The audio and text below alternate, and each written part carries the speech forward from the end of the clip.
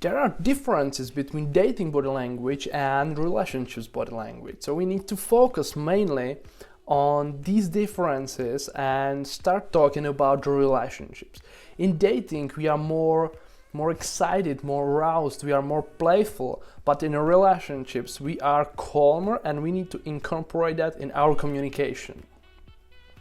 So in this video, we are going to talk about what is important to observe and what to be aware of when you are in relationships, because you can't stand a relationship on a body language and a communicational styles from a dating phase of that relationship. There necessarily will be some changes in a communication and you need to be ready for them and you need to make them right so you are communicating properly in your relationships. So let's dive into. But before we start, I'd like to say a thing.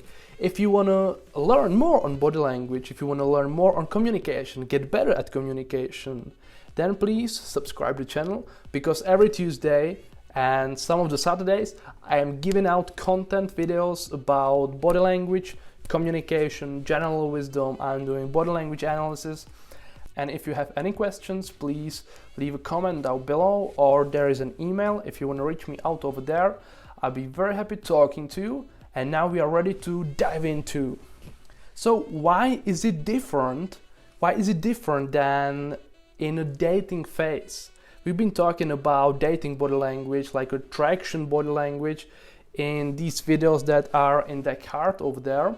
But the difference is that in relationships you are much calmer, you are experiencing a lot of exhaustion, you are bored, the emotions are there much more, because when you are in that dating phase, your brain is pumped with the chemicals that are supporting that love and they are going away with the time. So it has to change, the communication has to change. So do not fight and feel bad when the communication is changing. I know that some people are trying to hold that dating style communication as long as possible and they feel bad when this style is getting out of date and they think that they are maybe not in love anymore. They think that they don't love that person anymore, but that's not right. The relationship is getting from the dating stage to the relationship stage. The relationship is growing up and that is a good thing. So that change is a good thing, but you need to embrace it and be ready for it as well, because there are some different tweaks that you need to be aware of. Let's start with the first one. Pay attention to subtle changes in the behavior of your loved one. I'm talking about verbal changes and non-verbal changes as well. Deviations from the body language won't be that huge. The deviations not from the body language, from the communicational style won't be that huge. So any small change that will be there is caused by something. So if you want to have an open relationship and if you want to show that you are aware of what is going on in that other person, you need to be aware of these small changes. You might say something that that person took personally, for example, or you might have a strange look or whatever. You need to be aware of these subtle changes and you need to react to them. You don't need to react like immediately. You have to sort of think why it might happen and then bring it up and react to them. Show that you've noticed these subtle changes, because as I already mentioned in previous videos, that people are not communicating 100% honestly. We try to code our messages that we want to communicate and we hope that other people are going to decode them and react to that full coded message, and if they don't, we feel even worse. So make sure you are aware of these subtle changes and you react to them. Then another point is to never lie to yourself. These changes always mean something. They have been caused by something. So if you just wave your hand over some change, you might be surprised what will come after that. I mean, these subtle changes all changes are a sign that something is changing in that person internally.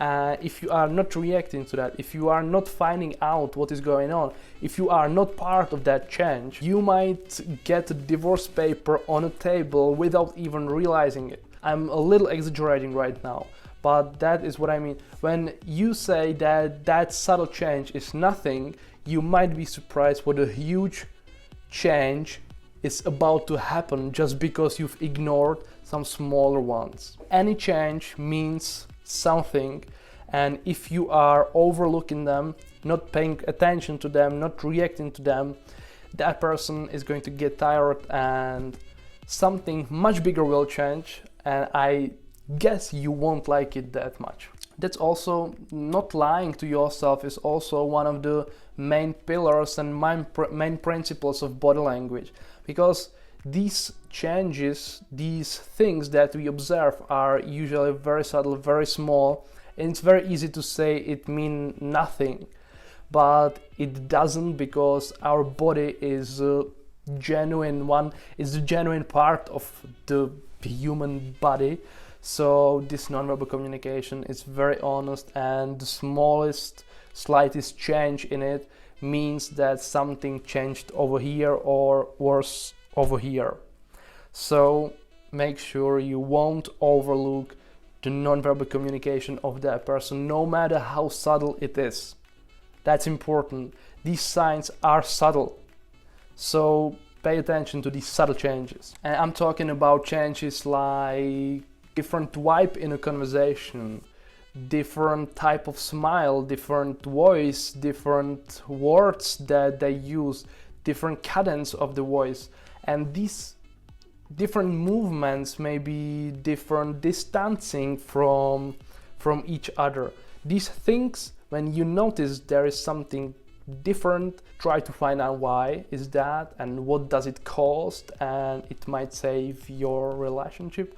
And when we are not talking about the bad side of the spectrum, it will make that relationship even better, even stronger, even deeper, and that is worth doing. The communication in relationships is different because you have to put an willing effort into that communication and into building that communication. So it doesn't go by itself as it does when your brain is filled with the hormones of love, but now you actually need to book your time. For example, you need to make yourself, you need to convince yourself to work on that communication, because it won't be that easy as it used to be.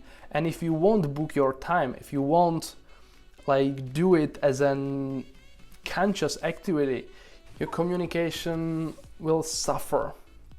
So make sure that you will be working consciously and willingly on improving communication. And how to do it? So the first tip is active listening. Train active listening. There is a link to the video to active listening someplace over here. So check this out to get more specific tips on this. But it means that you are forcing yourself to communicate, to listen to the person that is in front of you. You are having your mind open, your eyes open, and you are comprehending every single word that the person say, and you are making conversations upon what the person said. That's in very nutshell, but it works like this. Schedule that time and book your time to have a good conversation with the spouse or with the wife or with whoever you want to have a better conversations, a better communication with. And then do stuff together. Have something that you work on together, because your minds, your intentions won't go to opposite each other. Like when you are talking to someone, you are interacting with somebody, but when you are doing something together, your minds are not interacting with each other, but they are working together on some goal that they are pursuing together, which is very good for bonding, for relationships, and it helps people to sort of get the same tune, same vibe, and it's good for relationship. It creates deeper relationships. So try working on that. Very important point is to train patience and tolerance, because when the chemicals are gone, when the hormones are gone, you'll be finding things and topics that you won't agree with each other, but that is totally normal because we are all different human beings. So learn to tolerate and being patient with each other. That is a golden nugget of this video. It's not necessarily my knowledge, my experiences. I am married, so I do have some experiences with it as well, but the patience and tolerance is one thing we got as an advice on our wedding day. We asked people on the little envelopes and cards for marriage advice, and the tolerance and patience was single most often advice. And being in a marriage, I see that it is really necessary to have a tolerance and patience, and building that communication and working consciously on that, and being aware of these subtle changes and sort of all the stuff that I've said. It's very important, and I hope you've liked the video. I'm done at the moment. If you have any questions, please leave a comment down below, like the video, share the video. I'll be very happy if you will do it, and see you next time, guys. Bye.